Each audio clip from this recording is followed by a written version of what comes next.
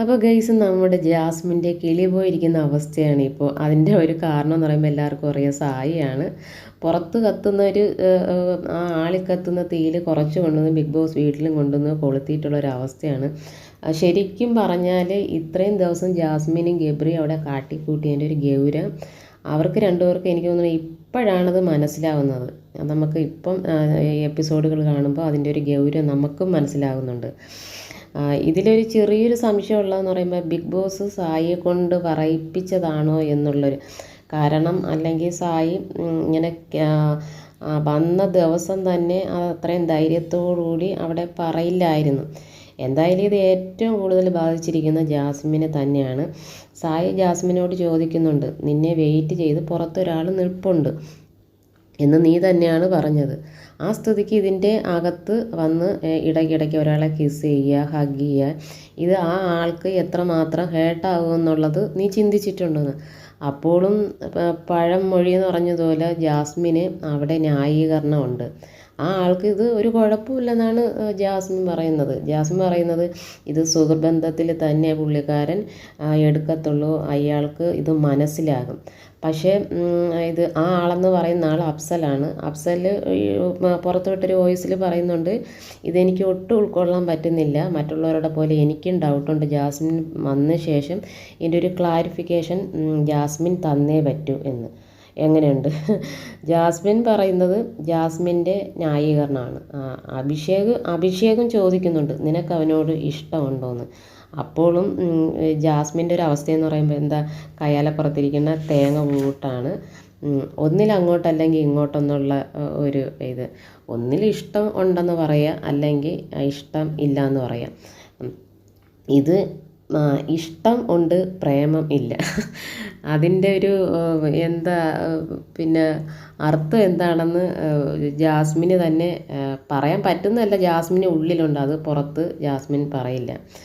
ഇത് സായി വന്ന് ഇതെല്ലാം പറഞ്ഞപ്പോഴാണ് ജാസ്മിൻ ആലോചിക്കുന്നത്, എൻ്റെ വീടിൻ്റെ അവസ്ഥ ഇപ്പോൾ എന്താണ്, എൻ്റെ അത്തയുടെ അവസ്ഥ ഇപ്പോൾ എന്താണെന്നൊക്കെ ഉള്ളത് ജാസ്മിൻ ഇത് ആലോചിക്കുന്നത്.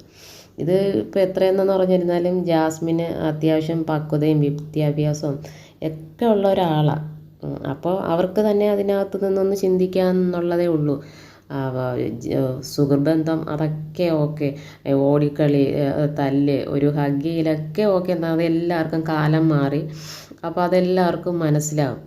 പക്ഷേ അത് അവിടെ ജാസ്മിൻ്റെയും ഗബ്രിയുടെ ഒരു കോംബോ നടന്നത് ആ ഒരു ഇതിലല്ലെന്ന് നമുക്ക് എല്ലാവർക്കും, കാണുന്ന പ്രേക്ഷകർക്ക് എല്ലാവർക്കും ഇത് മനസ്സിലാവും.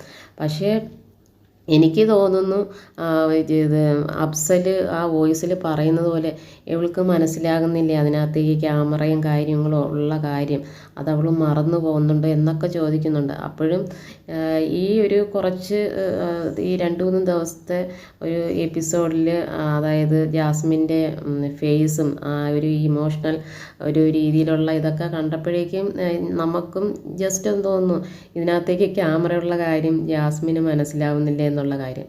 കാരണം ജാസ്മിൻ അത്രയ്ക്ക് തകർന്നടിഞ്ഞൊരവസ്ഥയാണ്.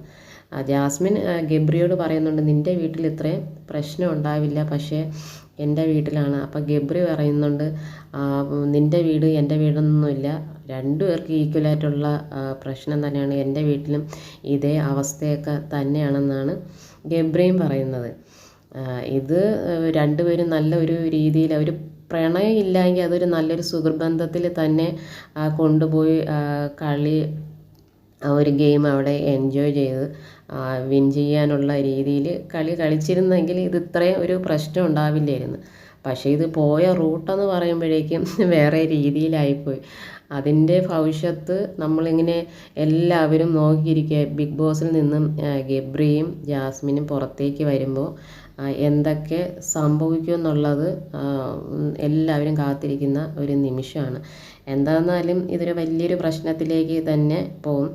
ഗബ്രിയുടെ ഇപ്പോഴത്തെ അവസ്ഥ നനഞ്ഞൊരു, ഗബ്രിയുടെ ആണെങ്കിലും ജാസ്മിൻ്റെ ആണെങ്കിലും ഇപ്പോഴത്തെ അവസ്ഥയെന്ന് പറയുമ്പോഴേക്കും എന്താ, ഒരു നനഞ്ഞ പടക്കത്തിൻ്റെ അവസ്ഥയാണ്. എന്ത് ചെയ്യണം അറിഞ്ഞുകൂടാതെ രണ്ടുപേരും ഇരിക്കുന്നത്.